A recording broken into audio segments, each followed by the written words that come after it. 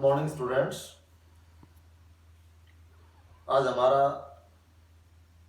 जो third lesson है history का, उसका लास्ट टॉपिक है सामूहिक अपनेपन का भाव। ये 5वां लेक्चर है। सामूहिक अपनेपन का भाव क्या है? आपने पीछे देखा कि देश में राष्ट्रीय एकता बढ़ती जा रही थी, राष्ट्रीय भावना बढ़ती जा रही थी।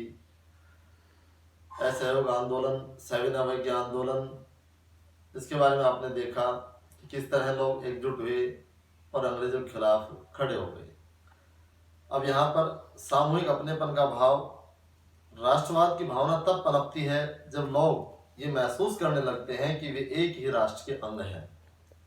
जब वे एक दूसरे को एकता के सूत्र में बांधने वाली कोई साझा बात ढूंढ लेते हैं। लेकिन राष्ट्र लोगों के मस्तिष्क में एक यथार्थ का रूप कैसे लेता है?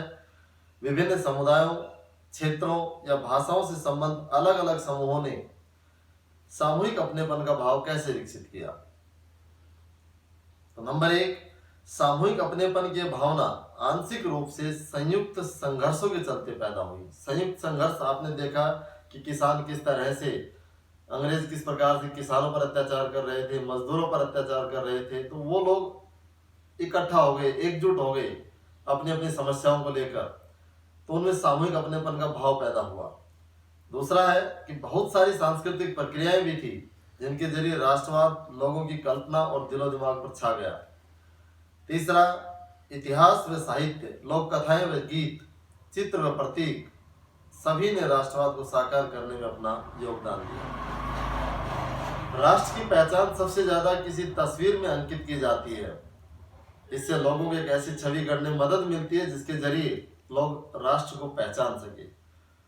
और इसी तरह की एक तस्वीर जिससे कि राष्ट्र भावना की भावना पैदा हुई लोगों में, 20वीं सदी में भारत की पहचान के रूप में भारत माता की छवि का रूप लेने लगी। ये तस्वीर बंकिम चंद्र चट्टोपाध्याय ने बनाई थी।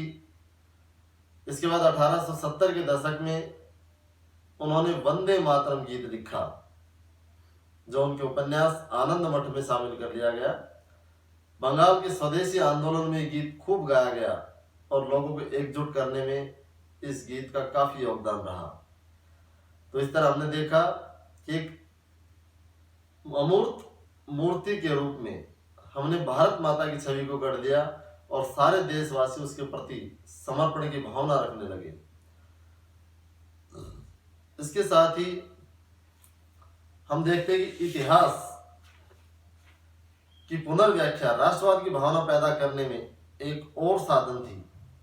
19वीं सदी के अंत तक आते आते बहुत सारे भारतीय ये महसूस करने लगे थे कि राष्ट्र के प्रति गर्व का भाव जगाने के लिए भारतीय इतिहास को अलग अलग ढंग से पढ़ाया जाना चाहिए।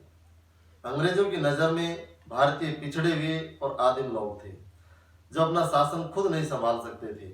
इसके जवाब में भारत के लोग अपनी महान उपलब्धियों की खोज में अतीत की ओर देखने लगे।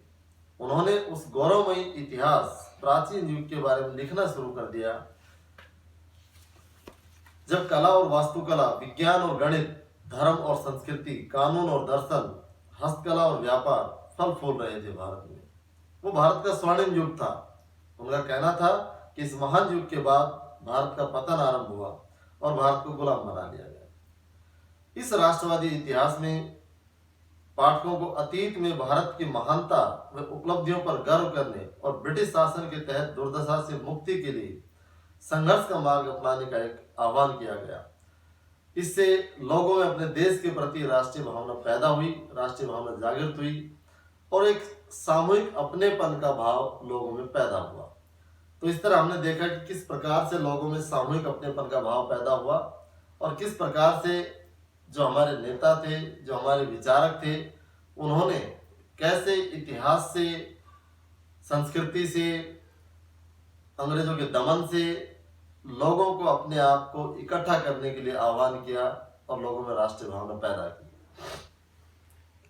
तो निष्कर्ष रूप में इस लेसन के अंदर जो राष्ट्रीय भावना जागृत करने के लिए, लोगों में राष्ट्रीय भावना पैदा करने के लिए अंग्रेजों का भी काफी योगदान रहा।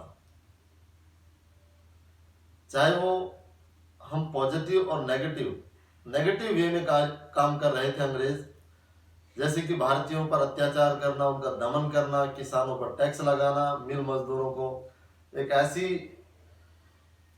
स्थिति में काम करवाना जो काम करने लायक ना हो, उन पर टैक्स लगा देना। तो आम भारतीय जनता अंग्रेजों से दुखी हो चली थी और इसके साथ साथ देश की आज़ादी के लिए गांधी जैसे नेता ने, जो अंततः राष्ट्रपिता कहलाए, अहिंसा के पुजारी थे और एक ऐसा हथियार उन्होंने अहिंसा के रूप में मिल गया था जिससे कि उन्होंने अंग्रेजों की खिलाफत की और कई राष्ट्रीय आंदोलन चलाए और लाखों भारतीय लोगों को राष्ट्रीय आंदोलन से जोड़ा, उनमें राष्ट्रीय भावना पैदा की, राष्ट्र के प्रति प्रेम पैदा किया। इस प्रकार भारत एक राष्ट्र के रूप में आकर्षित होता चला गया और आज़ादी की रूपरेखा भी धीरे धीरे तैयार होती चली गई।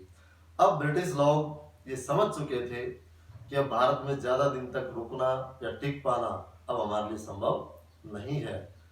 गांधी जी ने 1942 का जो भारत छोड़ो आंदोलन चलाया, इस लेसन में उसका वर्णन नहीं है, लेकिन भारत छोड़ो आंदोलन के बाद अंग्रेज ये समझ चुके थे कि अब हमारे लिए अधिक दिनों तक भारत में रह पाना बड़ा ही मुश्किल काम है और इसलिए उन्होंने संविधान सभा का गठन किया, भारत का संविधान बना और अंततः 15 अगस्त 1947 को हमारा देश आज़ाद हो गया, पूर्ण रूप से स्वतंत्र हो गया। तो इसके साथ ही ये हमारा टॉपिक समाप्त होता है। इसके क्वेश्चन आंसर आपने फेयर नोटबुक में लिखने हैं और साथ साथ उनको लर्न करना है। Thank you.